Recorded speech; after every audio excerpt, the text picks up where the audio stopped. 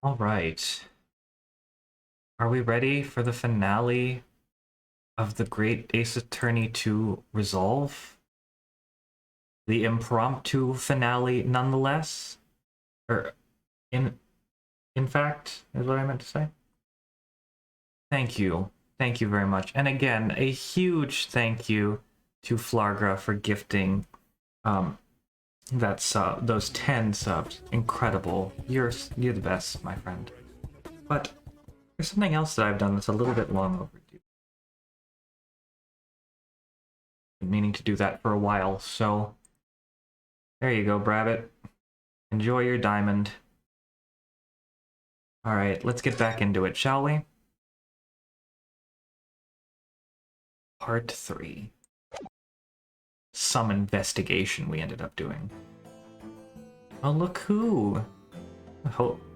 Hoping she'd be here. So, witness, please state your name and occupation for the court. Eugene Mikotoba, lecturer in forensic medicine at the Imperial Yume University in Tokyo, Japan. You're welcome, Brabbit. And Professor Mikotoba, the young lady beside you is... Ah, this is Dr. Maria Glory, Scotland Yard's practicing coroner, the daughter of Dr. Scythe, I understand. Yes, Dr. Scythe. I'm afraid I can't tell you why she's here, she just appeared. Oh, this ought to be good. You summoned this strange Japanese man as a witness to that autopsy, but you didn't summon Mama. That makes no sense. She was there too. That's about the size of it. I've had her eyes boring into the side of my cheek constantly, whilst I was in the antechamber too. Poor man, the idea of it's making me shudder. The revelations about Dr. Scythe that came to light some days ago defiled the reputation of the entire judiciary. She was therefore deemed unfit to appear as a witness in today's proceedings. The Ministry of Justice's decision on that is final. Well, we wouldn't want any more perjury to be committed, would we?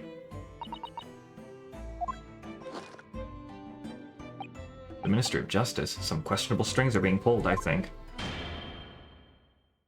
I remember you, Dr. Mikotoba, but I certainly never expected to be meeting you under these circumstances. Yes, it's been a long while, Lord Strongheart.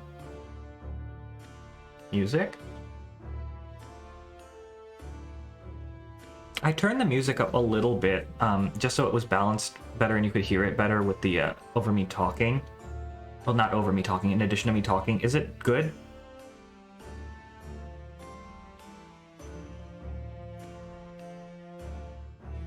It's good? Okay. The prosecution understands that you were a visiting student of forensic science in London until 10 years ago. That's right. I studied under Dr. Wilson at St. Sinners. So you were present at the autopsy as my brother, Lord Clint Van Zeeks. I was, yes. I assisted Dr. Wilson with the entire procedure. Mama is far more skilled than any Japanese man. Well, Dr. Wilson asked me to be his primary assistant on that occasion.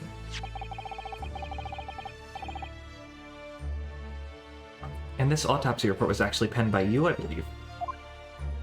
Yes. I noted all of the doctor's findings, and when we were done, he read through the document and signed it. Oh, Mama, as secondary assistant, she wouldn't have had such a good view of all the innards. So, Professor, do you remember Inspector Gregson?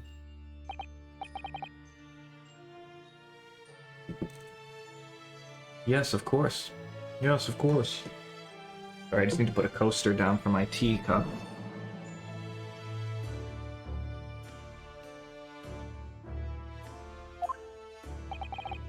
If it wasn't for his insistence, Lord Van Zeeks' autopsy would never have happened. But he was absolutely convinced that it would reveal the decisive evidence against Genshin, you see. So Lord Strongheart had to entreat the nobility to allow it to take place. Do correct me if I'm wrong, my lord.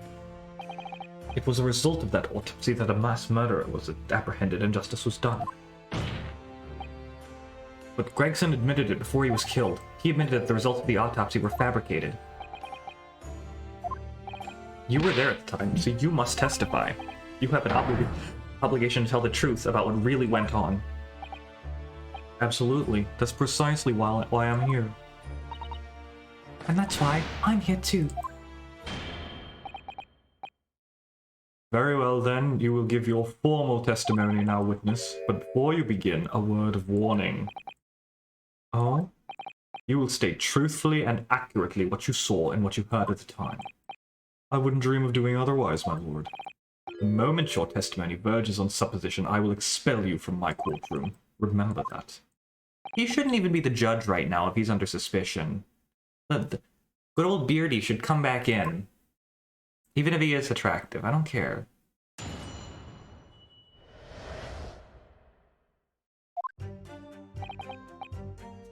From my own observations, I couldn't say that there was any indication of the autopsy results having been fabricated. Death resulted from a wound made by a Western-style sword transfixing the heart. That I found a little strange. There were no other signs of internal injury. Nothing questionable at all. It was just that beautiful but dangerous piece of evidence removed from the man's stomach. Presumed to have been swallowed by the victim as a way of posthumously identifying his assailant. No indication? Nothing to suggest fabrication? Professor Mikotoba, are you certain about that? Well, nothing that I could positively identify as such, much less swear to in testimony. Ah.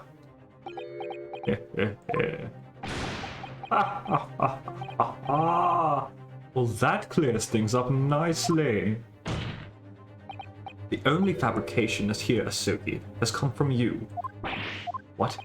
You claim the inspector confessed just before his death, but that is the fabrication. No, he freely acknowledged it. I swear he did.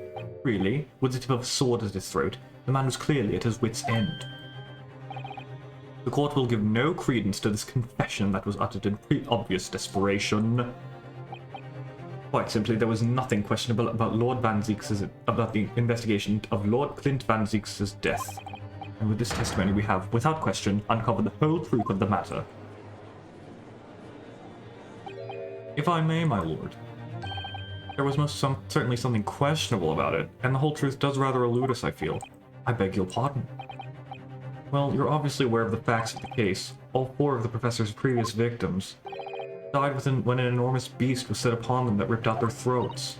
Oh, such horrifying crimes. But curiously, the killer's last victim, Lord Clint Van Zieks, suffered a different fate. Yes, you're right. He was stabbed through the heart with a sword. That's enough. I believe I warned you about this, witness. I promised to curtail your testimony as soon as it entered the realms of supposition or speculation. Very well, my lord. In that case, the defense will pursue a conclusion to this during the cross-examination. What? I have the right to cross-examine every witness after testimony, and I fully intend to exercise that right. Ionosuke. I'm afraid that even the presiding judge has no authority to contravene the letter of the law, as I'm sure every member of the judiciary present in the gallery would agree.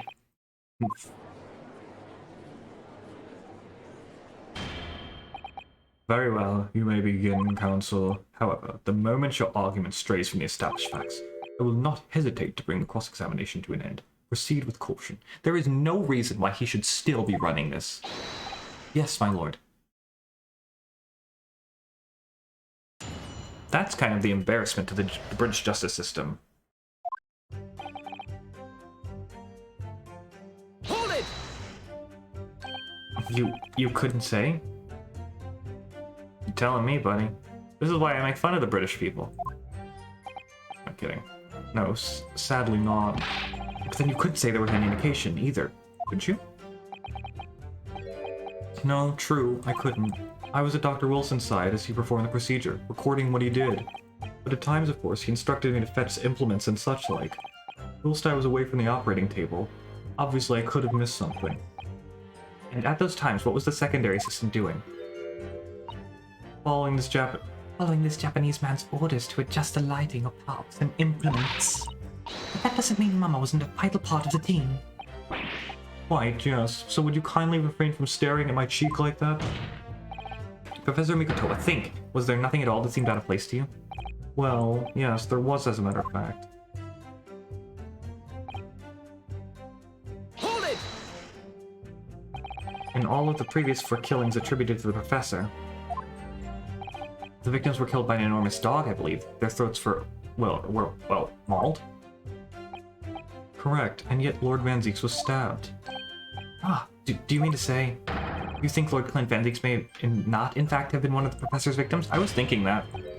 There is no basis on which to doubt the findings in the investigations carried out at the time.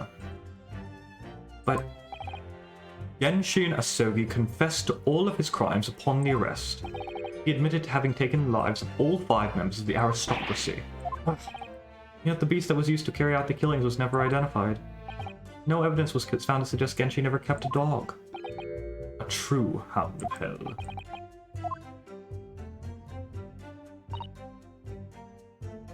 Hold it! But, you weren't actually present at the autopsy yourself, were you, Dr. Gory? Does that matter?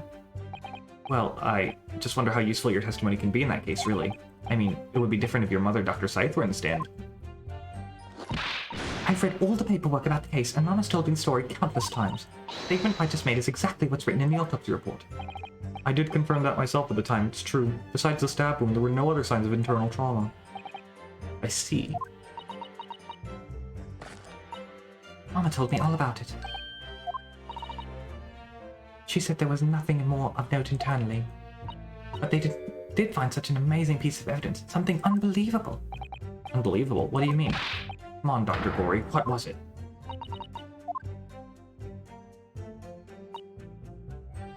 Hold it! What exactly was it, though? What does beautiful but dangerous mean? Well, it was sparkly and round with a hole, as if it might slip over a finger, perhaps. It was a ring belonging to Genshin Asogi. My father's ring was inside the victim's stomach? At the time, Genshin wore a large ring on the digitus quartus of his left hand, the 4th or ring finger. I understood it was some sort of keepsake. When my father left Japan for London 16 years ago, I was 8 years old, but I remember that ring. You do? My father's possessions were sent to our family home in Japan after his death, but the ring wasn't among them. Obviously not, it was a key piece of evidence. It remains under lock and key in the stores at Scotland Yard to this day. After the autopsy, Genshin was summoned by police to check for the presence of his ring. It wasn't on his hand, of course. Moreover, there were deep abrasions on his finger where it had been pulled off. They arrested the man there and then, right before my eyes.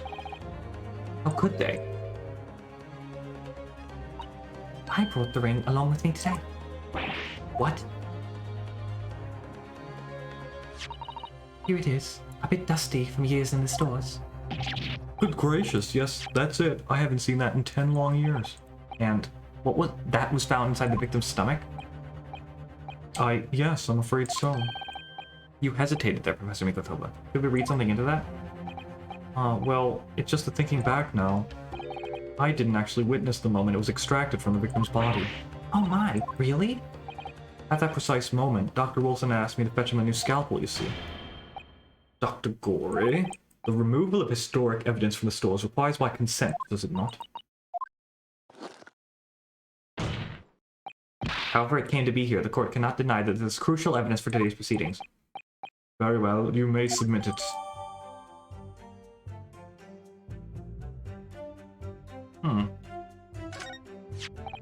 It's not the sort of ring normally seen in Japan. They almost look like claws protecting a jewel. You must examine it very carefully, Mr. Nato. Yeah, I'm doing it. If there was no internal trauma, I find it very difficult to believe that you could swallow this. These fat claws are doing a good job protecting the equally fat gemstone in the middle of this fat ring. Yes, if you were clumsy, you could give yourself a rather nasty cut on them, I should think. Oh, now my finger's bleeding. The claws really are sharp. Oh my, that was very quick clumsiness, Mr. Naruhodo, even for you. Who would make such a ring? You couldn't swallow it without doing yourself some fairly dear. Sticky mochi bun about that size would go down much better. Put some red bean paste in the middle. One as clumsy as me would probably manage to choke on it somehow. So I was right, you can't swallow that. So this must be the statement. Objection! No? What? Okay.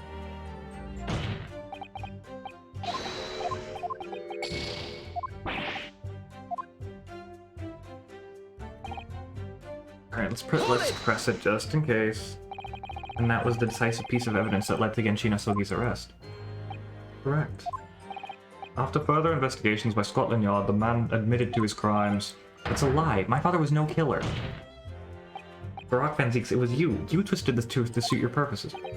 Your hatred of me doesn't change the facts that were established 10 years ago.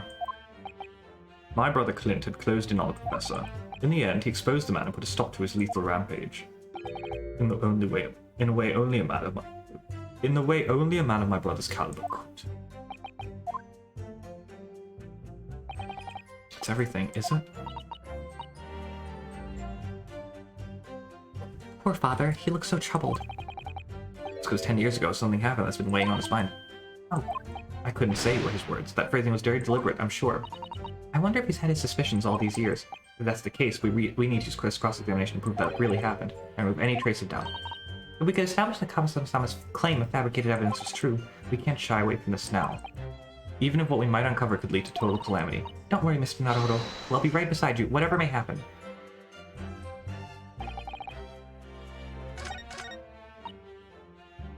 Oh, this must be it. How do you swallow that ring with no signs of trauma? Objection! That's what it was. The court has heard that the ring was extracted from the victim's stomach, but you didn't actually see it being removed, did you, Professor Mikoto? That's right. As I said in my testimony before, at that moment I was fetching a replacement scalpel that Dr. Wilson had requested.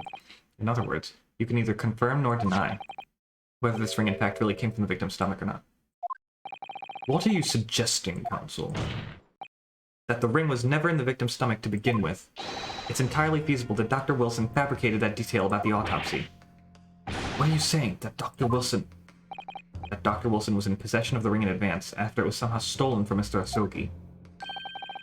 And he produced it during the procedure, pretending to have found it there and then in the victim's stomach. Supposition at best. What possible evidence do you have to support such a rash claim? This evidence, right here. That's the autopsy report. It's explicit in that report, Counsel. Other than the ring, nothing unusual is noted internally, so I'm not sure how you intend to prove your point. You've already done it for me, my lord. The lack of internal injury says it all. What? To swallow a ring of this size would require considerable effort and determination. In addition to its side, there are the sharp claws around the gemstone to contend with. My brother was a determined man, and on the brink of death even more so, I'm sure. He would have stopped at nothing to ensure that evil killer was brought to justice.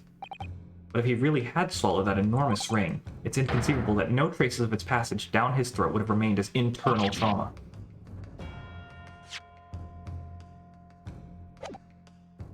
No. And there you've arrived at the sticking point. That's precisely why I had my doubts about the findings myself 10 years ago. Then why didn't you say something at the time? I did. I still remember the conversation I had with Dr. Wilson in the laboratory that day.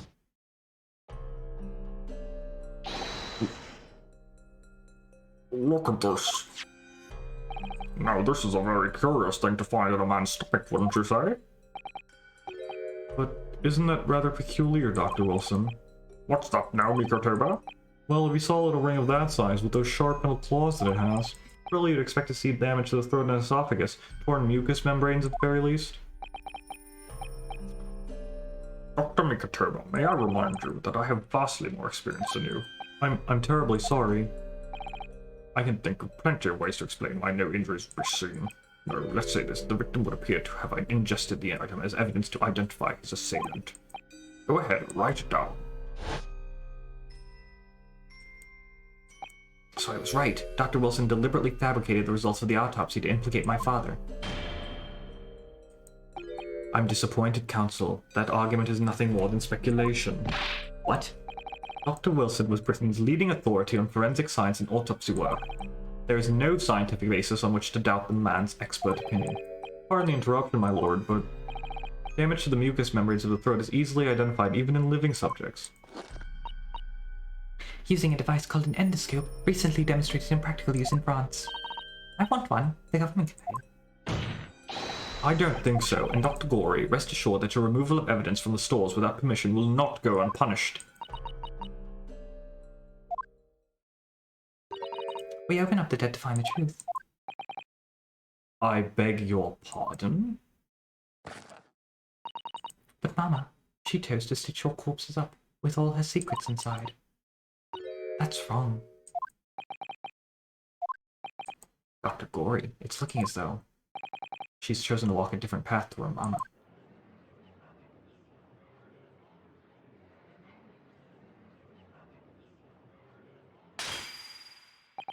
Yes. The ring. What about the ring?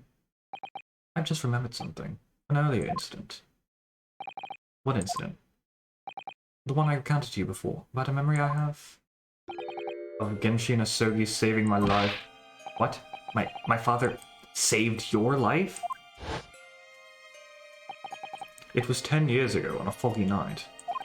Genshin and I were walking down some back streets at a late hour. All of a sudden... Don't make a peep, you're coming with us. All of our assailants were armed with pistols, their faces obscured by scarves. The next thing I knew, there was silence all around. Genshin lay on the cobbled street. Blood was seeping from his left hand. He'd shielded me.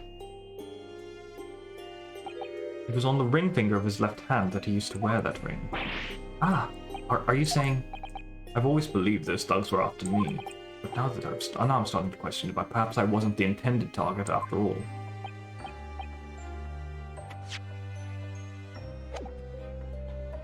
Wait, but...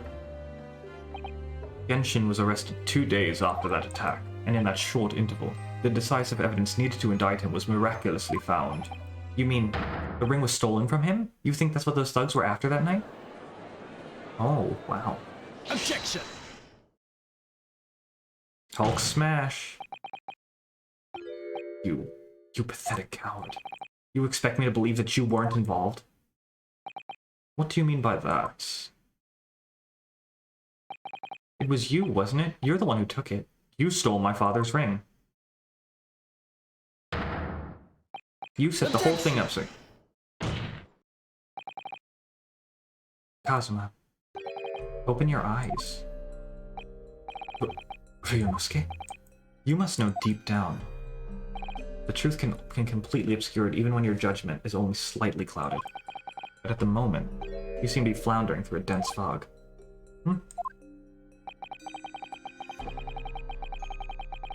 Is that why you were so insistent I should be present in this trial? To see you like this?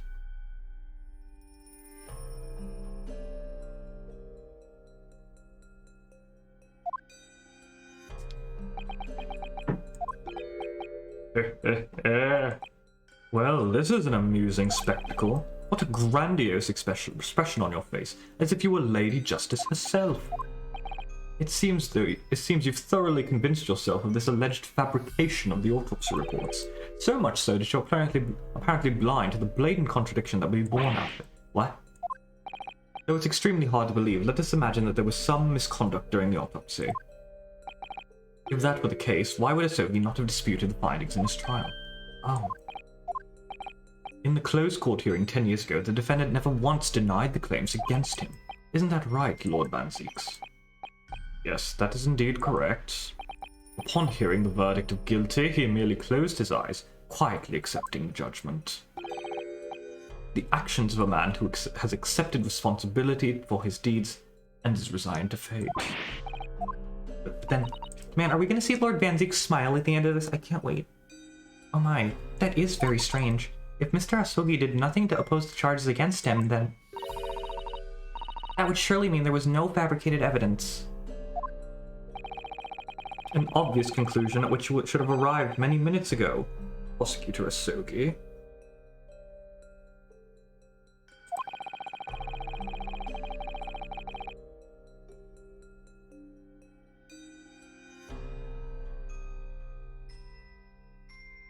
Your twisted loyalty and clouded judgment are hampering your ability for logical thought. Ugh. Genshin Asogi's silence at his hearing can only mean one thing. There was no fabrication of evidence during the autopsy of his final victim 10 years ago.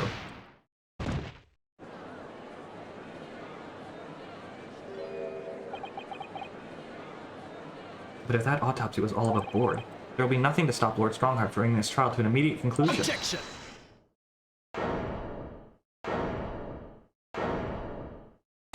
Why did they do the reaction shots when we know it was a voiced objection? Thank you, Ryunosuke. If it wasn't for your frank words just now, this trial may very well have ended prematurely. Kazuma, what's this latest absurdity, Council? My lord, your reasoning is perfectly sound, but for one giant hole. I beg your pardon. You claim that my father's silence was due to the fact that there was no fabricated evidence, but there's another possible explanation. You've overlooked the possibility that he held a reason for maintaining that silence. Silence that would lead to him being convicted and sent to his death? If the autopsy reports were an invention, there's no conceivable reason why the man wouldn't have protested. Oh, those results were an invention, all right. There's no question of that. That is his staff, Rabbit. That is his unicorn staff. Or are you forgetting that 2 people with a connection to that autopsy have been assassinated? If I force the grievances I feel from my mind, I start to see you in a very different light. I think perhaps it's you who's been living in delusion these past 10 years. Me? Kazuma-sama has created one last chance for us here, Mr. Naruhodo. If we can only show there was a reason for his father's silence in his trial. A reason why the man would have said nothing, even though he was innocent. We've been part of some negotiation, perhaps. Enough rhetoric. The court must be shown evidence. What proof do you have that could possibly explain Asogi's silence in court?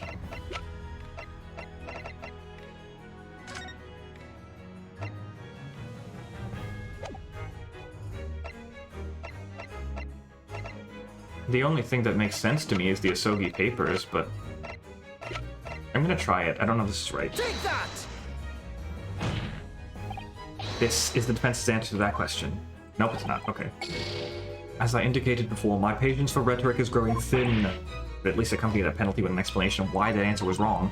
Kazuma-sama's father knew that the evidence being used to convince him was fabricated. Why would he have said nothing in his trial? Or me, I would protest my innocence till I was blue in the face. So if we're right about the autopsy reports, there must be a strong reason for his silence. Well then, perhaps he was saying nothing in exchange for some sort of clemency? Ah, that could be.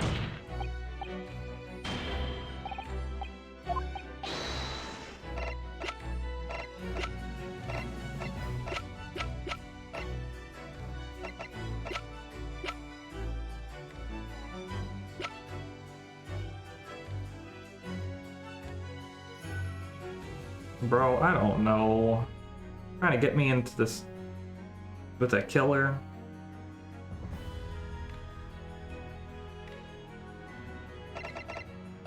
I don't know. What does this say?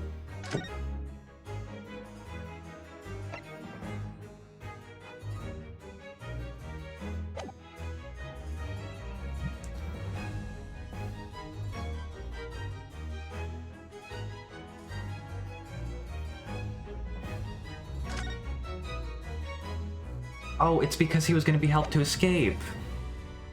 Take that! It's true that Genshin Asogi's silence during his trial resulted in his conviction, but that didn't actually lead to his execution. On the contrary, it led to his escape, an escape that was only possible because he'd been sentenced to death. Although I found it hard to believe that my father would have negotiated in that way, the defense is correct. A fake execution, falsification of a death certificate, and a jailbreak inside a coffin. Clearly such an elaborate plan couldn't have been carried out by my father alone. He must have had help. He must have had the help of a collaborator from the judiciary. I have here the dismissal notice of the chief warder who was working in the prison at the time. The notes read, there are indications that the jailbreak was in plan prior to the inmate's incarceration. Sorry, in other words, there was suggestions that some sort of negotiation between Asogi and the British government. In exchange for his silence in court, he was given an assurance that he would be broken out of prison. Yes, with that sort of clandestine agreement in place, I can imagine he would have kept very quiet. I would go further than that, in fact. I would say that the elaborate jailbreak of Mr. Asogi can explain in no other way. Order, order! First fabricated evidence and now a jailbreak conspiracy. Of course, because it's all intimately linked. The prosecution wishes to summon new witnesses to the stand. Witnesses? people who can testify about the jailbreak that took place 10 years ago. Dr. Scythe and Mr. Vigil? Oh. Governor Caden? Oh. And the poor chief warder of the prison. I won't allow this trial to turn into a farce. To summon the governor of the prison after all these years. Oh, it wouldn't be any trouble, my lord. What? Father? My dear friend may appear a little rattle-pated at times, but I can assure you he is extremely thorough. He wired both Barclay and the local prison earlier. Asking Governor Caden and Mr. Vigil to attend the Old Bailey is a matter of extreme urgency. Mr. Sholmes did that? Are you telling me that? Both men are, unless I'm much mistaken, waiting just outside the courtroom at this very moment. Sholmes is incredible! Sholmes is fucking 5D chess with interdimensional time travel. My lord, you must permit this trial to proceed as you declared at its outset.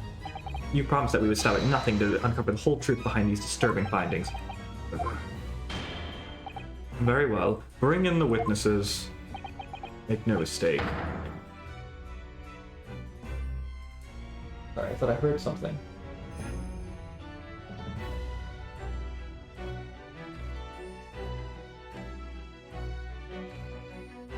Let me just check something real quick.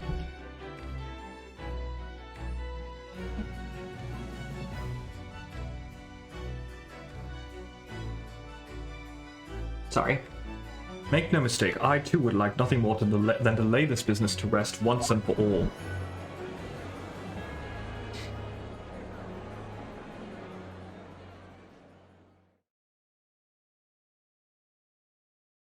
It makes me wonder if Mr. Graydon killing Magnus McGilded was actually somehow prompted by Lord Strongheart. Would the new witnesses state their names and occupations for the court, please? I, Barry Caden, Governor of Barclay Prison. Everyone calls me... Your other persona, if you don't mind. Everyone calls me Gossip. Oh, I do beg your pardon, of course. My name is Daily Vigil. I used to be the chief warder at Barclay Prison. The reason you've been summoned here to court today is to testify about the jailbreak of the so-called professor 10 years ago. Look, the professor, we've already been through all this before, a decade ago, and the conclusion was that there wasn't anything untoward happen. That voice is really hard to do, but I'll do my best. Convict escaped from your prison, Governor, hardly what you'd call nothing untoward. Well... The convict's death certificate was somehow falsified after he was allegedly executed, and he escaped the prison inside his own coffin. A plan of that complexity could never have been carried out without help of somebody of influence inside the prison. Governor Caden, don't imagine that the passage of time will afford you any protection. If it turns out that you were involved in the plot to break Mr. Sogi out of prison, then of course, the consequences will be very serious. In all likelihood, a capital punishment. Hold on there, laddie. All I did was... Witness, Governor Caden. Aye, sir. You have a critical role to play in the public safety of our country. A great responsibility to shoulder.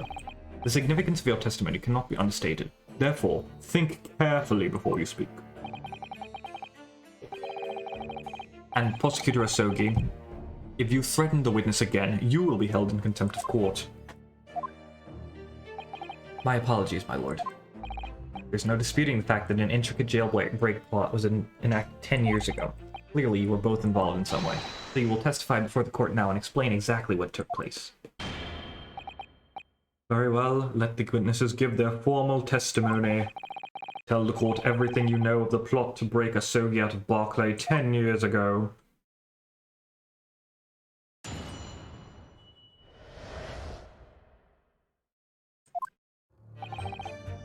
It was the day the Japanese drug was found guilty. The directive came from the prosecutor's office.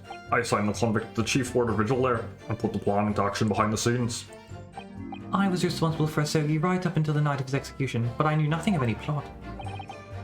I didn't care if there was some negotiations between the convict and the prosecutor's office. All I did was carry out my duty for Her Majesty's Great British Empire. No, wait, just a cotton picking. But I'm not even a food product. Sorry, I just need to do that to practice that voice. Directive from the prosecutor's office. Are you saying that that was the jailbreak plot? Aye, that's right. Who sent it? Who authorized that plan? I didn't ken that. You're saying you don't know? Listen, there wasn't a thing on that Professor Case that wasn't unusual in some way. I didn't ask any questions. I just did what I was told to do. More than that, I couldn't tell you. But if the jailbreak plan originated from the prosecutor's office, then one thing is very clear. As suspected, there were clandestine dealings going on between Mr. Asogi and that office. The jailbreak was promised in exchange for Mr. Asogi admitting to crimes he didn't commit.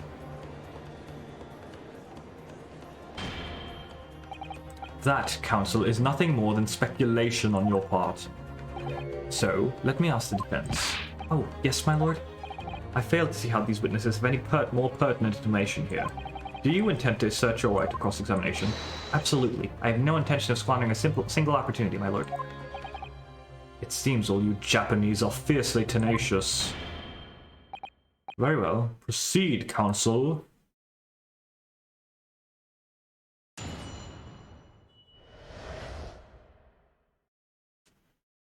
You know, I have to admit, I think, before I go on to this testimony, the fact that Strongheart is ending up to be the antagonist, he is probably the most, I don't want to say the most, but he is definitely one of the most badass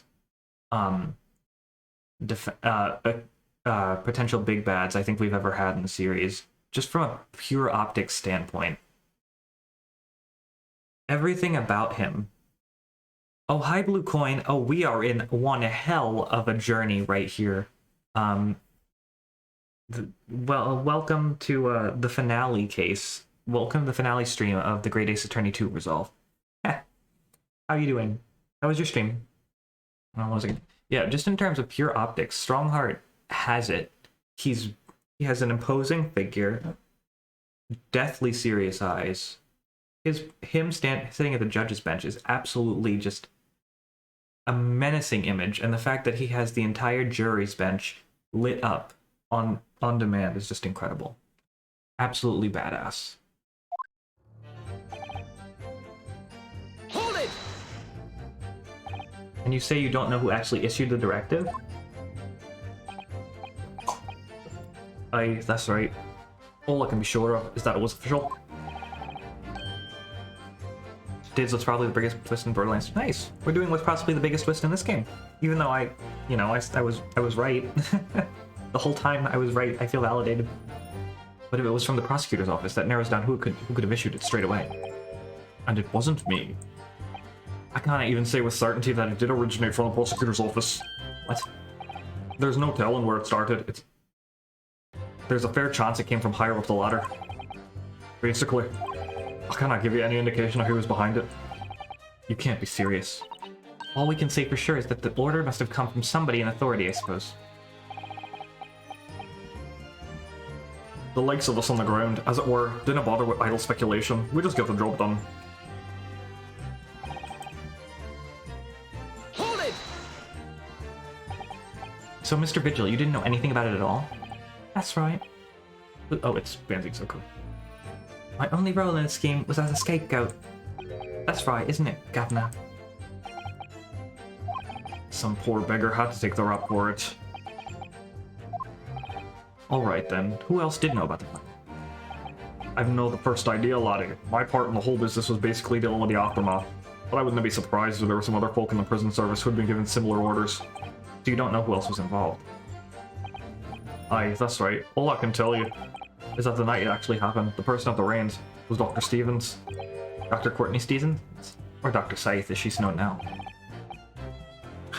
Why did I have to get caught up in such a terrible business?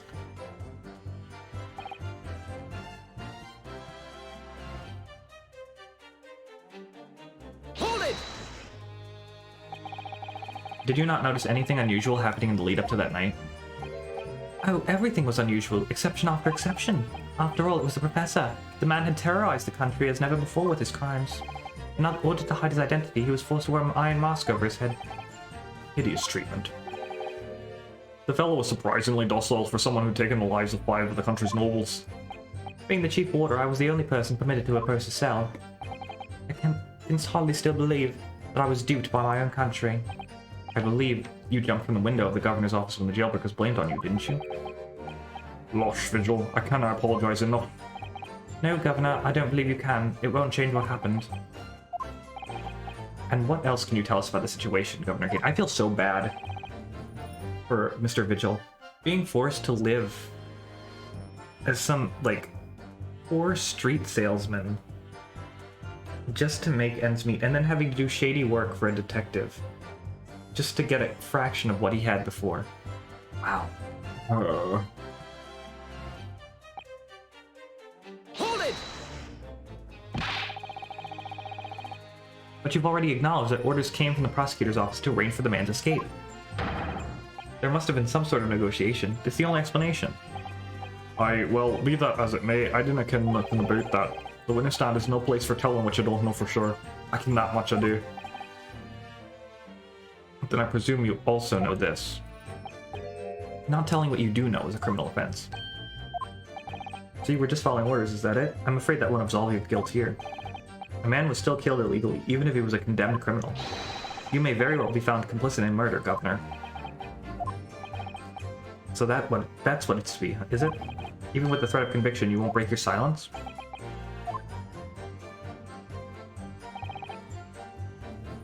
Hold it! Did you carry out the plan in its entirety? No, to this day, we still don't know who shot the professor. Mr. Asogi, after he climbed out of that grave. It is entirely possible that Lord Strongheart was there in the middle of the night. I did everything I could at the time. As you know, Genshin Asogi was shot in Lowgate Cemetery after the escape. Tell me, was that part of the plan too? My instructions were not to do with getting the Jock out of jail and nothing more. I cannot tell you anything about what happened after that, only, personally, I believe his death was the last part of the plan. Oh. Excuse me! Mr. Vigil, is something wrong?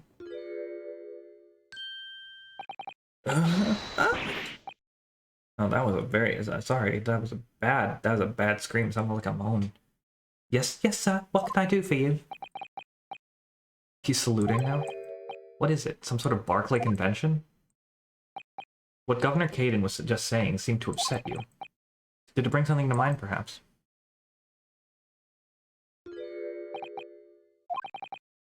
For the last 10 years, I've completely blotted out the memories of that time from my mind. I was betrayed by my superiors in the name of my country.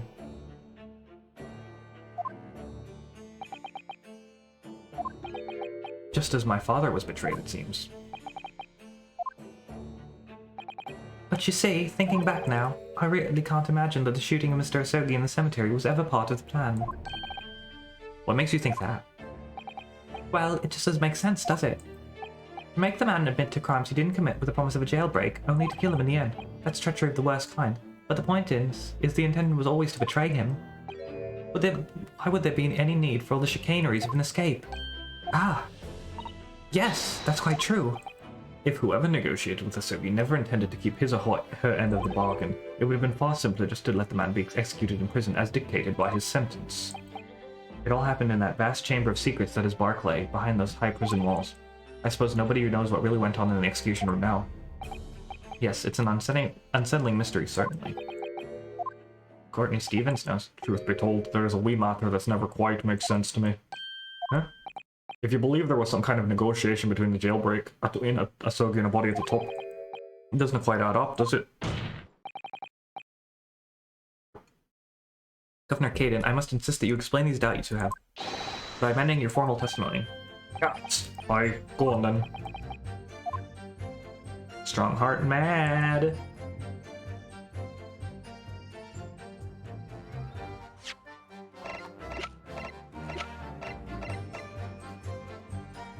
Objection! I knew that was going to come up. Confessing under oath to murders he didn't commit on a verbal assurance of later being broken out of prison. Genshin Asogi was taking an incredibly risky gamble. Very true. There was nothing to stop the British breaking the word and executing him behind closed doors anyway. Under normal circumstances, no man would stake his life on a gentleman's agreement like that. Which means that Mr. Asogi must have had a trump card. Something that guaranteed he wouldn't be betrayed. Some kind of weapon. Hammers! The fella couldn't have possibly have had anything like that. But you know that he did, Governor. The Asogi papers. The name given to the last will and testament of Genshin Asogi. Oh. It turns out that Mr. Asogi was hiding his will in his cell at Barclay. Chief Warder Vigil caught him with it one day. You squealed, did you, you weirdo? Did I not tell you to keep that a secret? You can't touch me now. Ah. When Mr. Vigil caught sight of that will through the bars of the convict's cell, Mr. Asogi pleaded with the warder. Alright then, but what's on that paper? A last will and testament. This will is the only weapon I have left now. A weapon? If you had the chance to change your fate, would you? And after the convict had been killed following the elaborate pretense of the jailbreak, that document mysteriously disappeared, didn't it? Well, yes. All the prison warders searched the belongings in the cell, but that will is just nowhere to be found. As I understand it, an exhaustive search was made for the document, which became known as the Asogi Papers. Governor Caden, I believe you ordered your prison staff to find it at all costs, didn't you? Eh? Would I be right in saying that you knew that the so-called Asogi Papers had the potential to make great waves somehow? Jeez, what in blazes are you blathering about? The will was found, right and proper, in the fellow's cell where I said it would be. But how can that be? Where in a cell? We all searched the place from top to bottom. Well, they didn't do a proper job, eh, you Paleowally galoots. You can't criticize me now. I showed it to you before, didn't I? Did I know you, lawyer? Yes, you did. And I have the document here. It's written in Japanese and reads, The Last Will and Testament of Genshin Asogi. Which means everything is as it should be. Not quite, my lord. You see, there's an undeniable inconsistency here. What? What inconsistency? Mr. Asogi has described this document as the only weapon he had left. And yet, this will contains nothing of significance at all. Nothing that would have given the convict any leverage. Are you suggesting, my learned friend, that the last will and testament stored at Barclay Prison all these years is actually fake? This has clearly been demonstrated already. What went on in Barclay Prison was far from above board. What did you miss? A lot. Vigil and Caden are testifying now, so that should give you an idea of where we are. That last vilification by the defense was an affront to the entire British legal system. This absurd notion of a weapon is something for which we only have the former warder's word. The man could quite easily be lying, or at the very least, sorely mistaken. What? No! I definitely heard him say that, I swear! Clearly, we need to get to the bottom of this. We need to know exactly what happened with these so-called Asogi Papers. A waste of time. If the will was fake, where's the real document? Mr. Vigil was stabbed in the back by the judiciary 10 years ago. He lost everything, very nearly his own life. And now you're going to do it again. You're ready to brand him a liar and turn your back on him without even letting him defend himself. It's clear that Barclay Prison is hiding something. It's clear that the jailbreaker's mastermind of somebody in the prosecutor's office. It's clear that something illicit may be issued into place. Is your lordship going to gloss over the facts? What did you say? We should hear more from the Chief Warder. Have him testify again. The trial must go on. The man's voice must be heard. It would seem now that a vocal few here are utterly blind to the truth. Very well then, let the witness testify again. Paper Star, this is the final trial of the game. We have just done a lot. Have you played the game? I just need to know so I can... if I need... giving a full explanation might take a little bit. So, you know, it's very complicated. But welcome home. I hope you're having a wonderful evening. Finished a month ago? Okay. So, Governor, I just pointed out, we're dealing with Governor Caden and Mr. Vigil's testimony right now. And we're trying to figure out what the deal is with the Asogi Papers.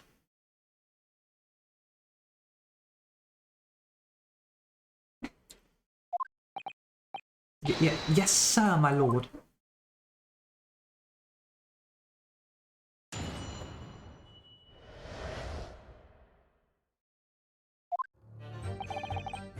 As the warder responsible for the condemned convicts, I attended to Mr. Asogi and kept watch over his cell. The night after he was found guilty in court, he was doing something with that will in his cell. We turned the cell inside out looking for it after the execution, but to no avail. I only found out about the Asogi Papers. When a directive came telling me to impound him, the document was in the folds of the fellow's robe that was left in his cell. A kimono, I think it's called. That's it. In his kimono? That's a lie. We searched every inch of the man's cell. We looked through all his clothes. It can't be true. Were you not satisfied with calling me a liar once, say, we fucking her? There's nothing you can do about it now. You don't have any hold over me anymore. Other than the hold you like to take on my cravat, of course. Is that what you're going to do, is it? Are you going... Are you going to give me a good shake again? Or are you too scared? I think you're doing it by yourself, dear boy. Ugh. Daily Vigil's great. Little and large. What a double act. We complied with Asogi's will as far as was possible. All of his personal effects were delivered to his family home in Japan, as a courtesy to the homeland of the most notorious killer our country has ever seen. And we were much obliged. Well, I think the second most notorious killer. I can confirm that all of my father's belongings arrived safely. Aye, and you cannot deny the handwriting's that of your old man, is it? Yes, there's no mistaking that it is my father's brushwork. Really? And this last will and testament was the man's last weapon, was it? I think we can safely assume that the convict was merely prattling, knowing his end was nigh. So, counsel for the defense, your cross-examination, please. Oh, he's actually not asking this time. Yes, my lord. Man, we really have to keep up this pretense of, like, actually being respectful to him at this point. As the warder responsible for the oh, right. Hold it! So would that mean that you conversed with Mr. Asogi?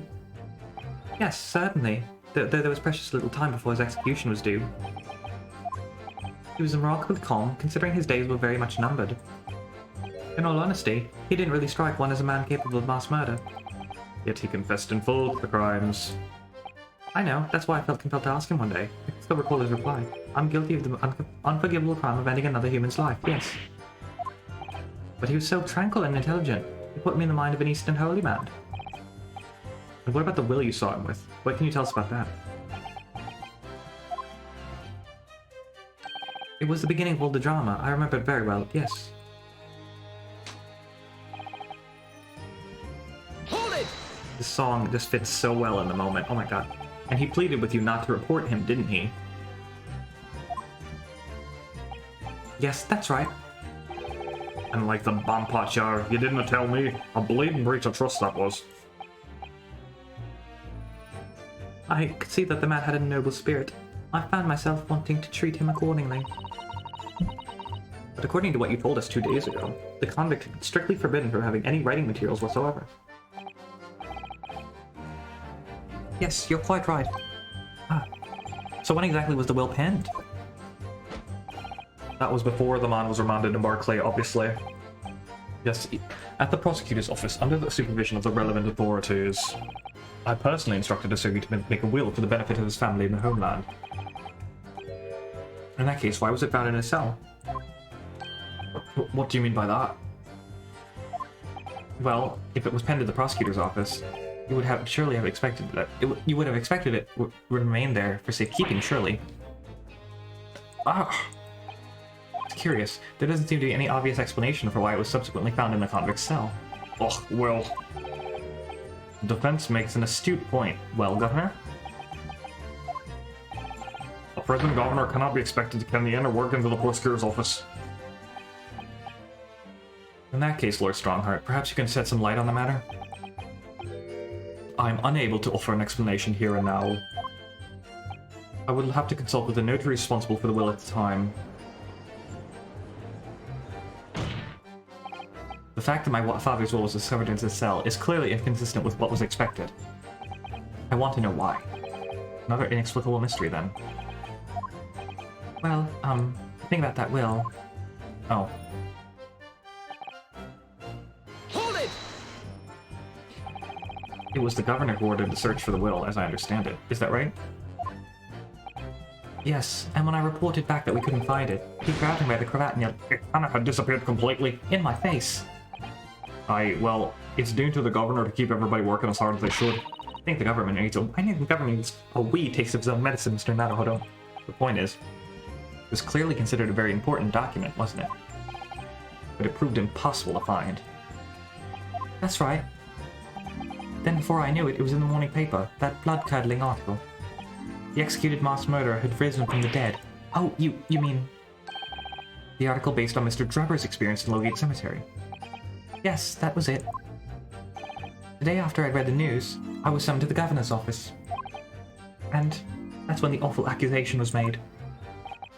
That you aided Genshin Asogi to escape from prison, resulting in your immediate dismissal.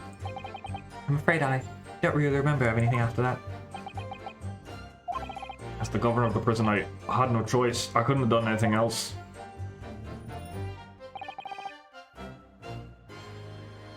Hold it! God, this guy's accent is so strong and hard to do.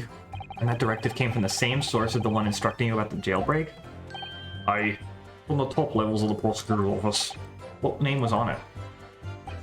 I didn't ken before, and I didn't ken now. All I can tell you is that my orders were to do everything in my power to find that document. The directive said it had to be somewhere inside the fellow's cell. Document? What was the wording? Document, not will? That's what it said.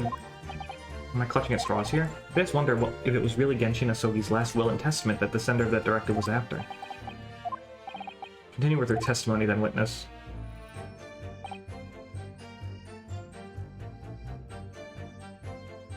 I want to see what the evidence is.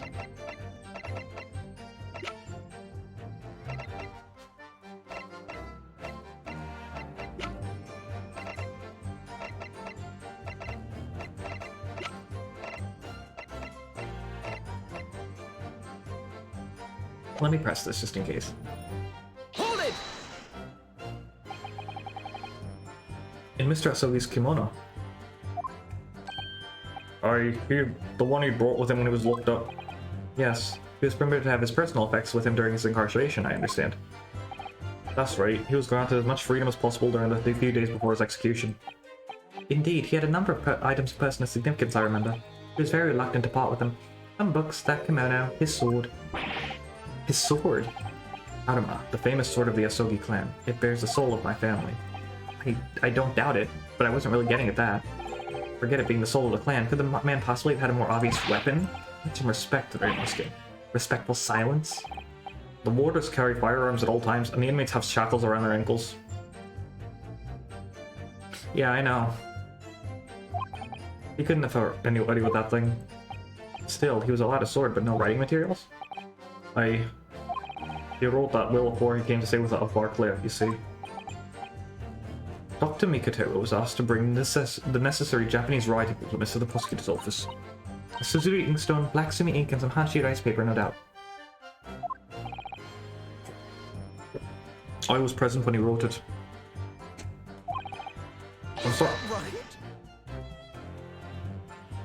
I'm sorry to say the letters just looked like a squirrel and massive jet black earthworms to me.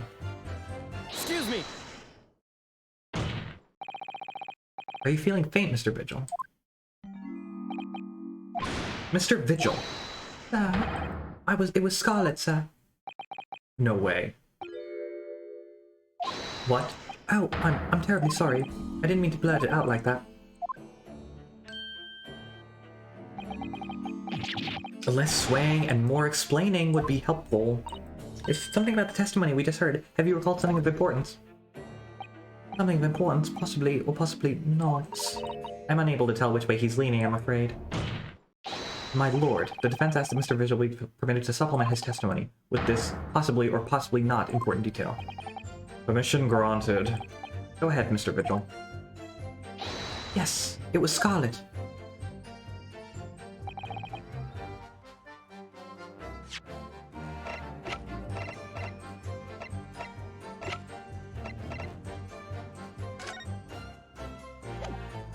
This doesn't appear to be Scarlet, but I'm more concerned with, the wording of the word Scarlet was used here. Objection! Yep.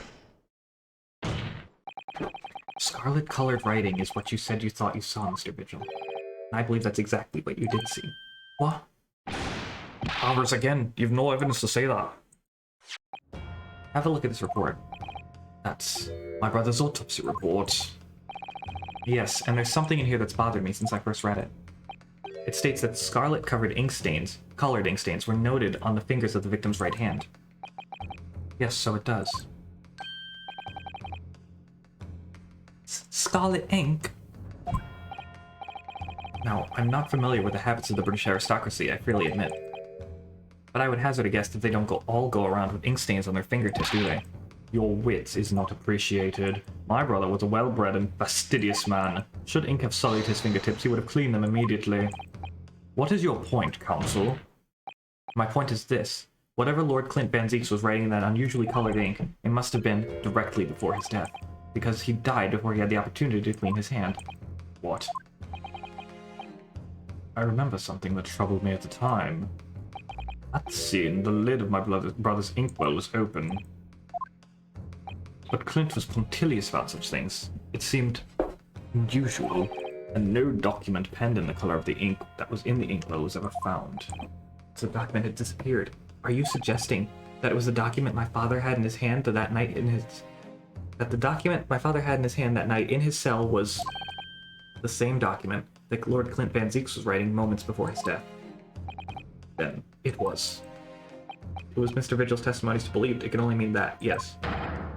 Mr. Vigil. Sir? When you spotted Mr. Asogi with the document in his cell, his precise words were as follows, were they not? Alright then, but what's that on the paper? A last will and testament. This will is the only weapon I have left. One day I'll have to stop reading them. A last will and testament?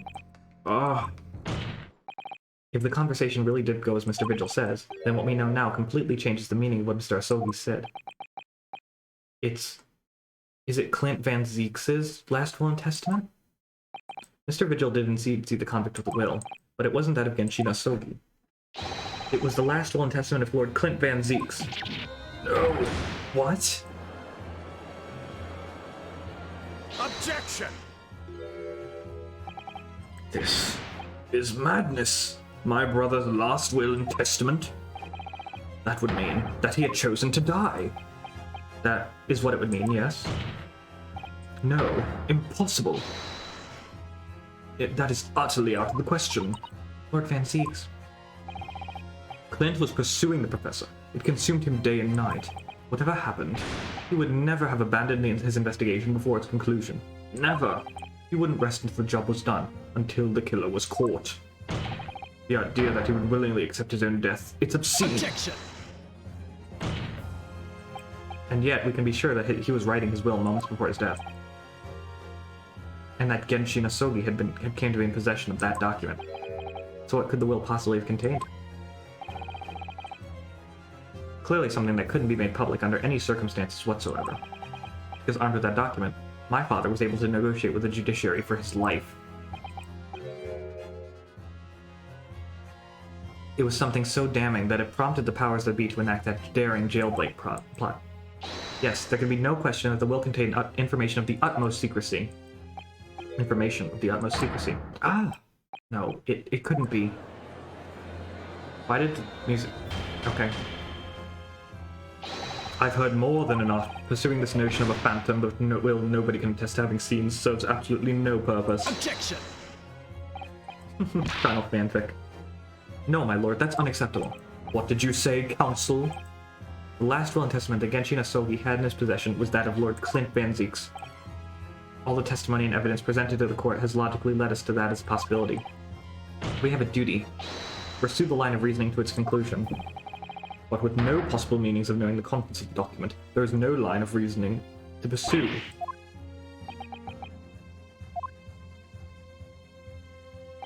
A reason why Lord Clint Van Zieks, a man of high noble standing, would have chosen death. Information so secret, people in the judiciary would be willing to negotiate the jailbreak of a condemned killer. The only explanation that fits those facts is an unthinkable truth that turns absolutely everything on his head. No way. But it's just too hideous. Mr. Naruhodo. However difficult the situation might become, you work with your client in pursuit of the truth. That is what you resolved to do when you entered the courtroom this morning, if I'm not mistaken, Miss Susato. So hold your head high, and keep soldiering on. Yes, you're right. 10 years ago, in his final moments, Lord Clint Van Zieks left behind a will. A will that Genshin Asogi was able to use as a weapon to negotiate his escape from prison. In all probability, the details of the will were related to the Professor case. The defense's last statement is mere conjecture. What are you getting at, man? Ryunosuke? As soon as these words come out of my mouth, there's no going back. A confession. Was Genshin Asogi... no, was Lord Clint Van Zieks actually the Professor? This is the only thing that makes sense. You can do this, Mr. Naruhodo. I believe that what Lord Clint Van Zieks actually penned that day was a confession. A confession? Regarding the mass murder known as the Professor and his true identity. Objection! Enough, Counsel.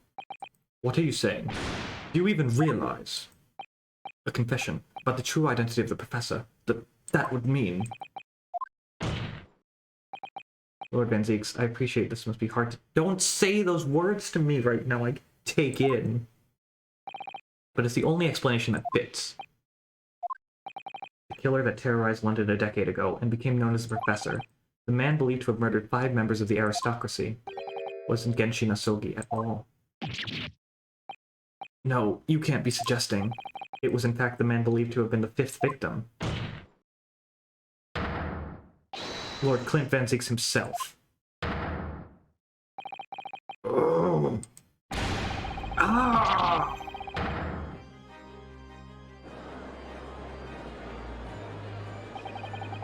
It's finally open, is it? Pandora's box.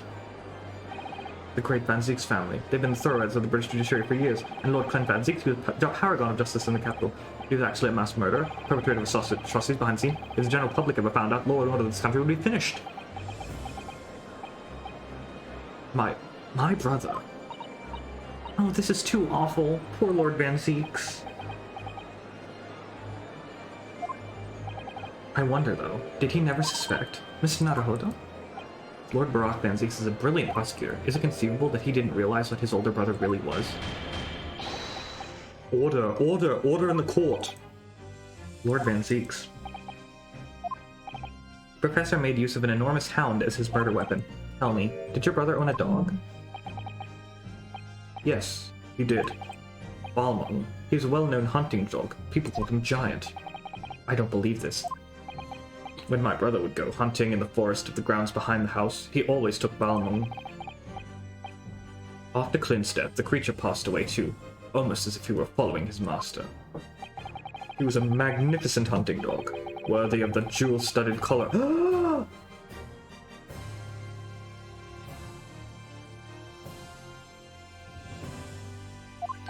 A jewel-studded collar? That's right, though sadly, some years ago now, it was stolen by a thief who broke into the house one night. A jewel-studded collar stolen by a thief. It just so happens that myself and my colleagues have come across such a collar during our time in London. How could you? There was an old emblem attached to the collar too, made of pure gold. It was topped with a small crown and bore an ornate capital B for Balmung.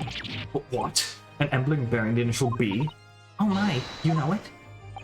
It's the insignia of the Baskerville family. Oh, okay. Of the Baskerville family. What? The Baskerville? Why is that name coming up now? Baskerville is the family name of my late brother's widow. That pure gold emblem was an heirloom which Clint acquired upon their marriage. There can be no doubt then, the collar you described was Balmung's.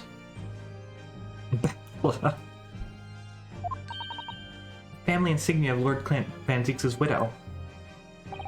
There was a considerable amount of blood on the collar when we saw it. Since we know the dog was used for hunting, it could have been from its quarry, of course. But it could have equally been from human prey. So is it true then? Clint Van Zieks really was the Professor? Impossible! These Japanese are making it all up to exonerate their own. So in fact, the person responsible for the murders of nobles and royals was a noble himself, and that threatened to be an enormous scandal that would irrevocably destabilize British society. My father knew that and was using it to negotiate his way out of the unjust charges brought against him.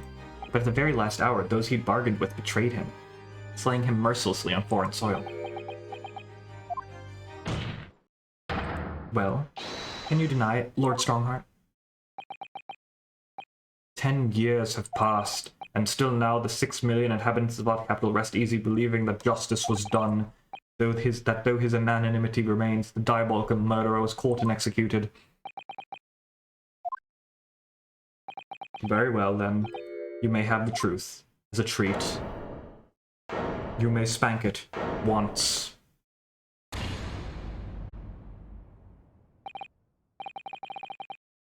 Tell me then. Tell me what Clint really was.